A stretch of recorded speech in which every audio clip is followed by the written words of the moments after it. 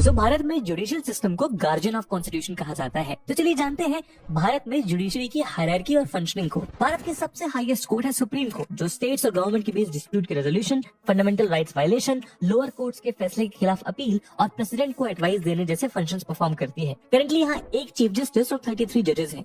Supreme court में 3 type की benches होती हैं, 2 जजेस वाली डिवीजन बेंच, 3 या 5 जज वाली फुल बेंच और 7 या उससे ज्यादा जजेस वाली कॉन्स्टिट्यूशनल बेंच। सुप्रीम कोर्ट के नीचे आती है हाई कोर्ट। इसके कुछ फंक्शंस हैं, जैसे फंडामेंटल राइट्स को इन्फोर्स करने के लिए रिट्स इशू करना, ज्यादा पैसे और प्रॉपर्टी वाले सिविल केसेस सुनना और डिस्ट्रिक्ट कोर्ट्स के फैसले के खिलाफ अपील को सुनना।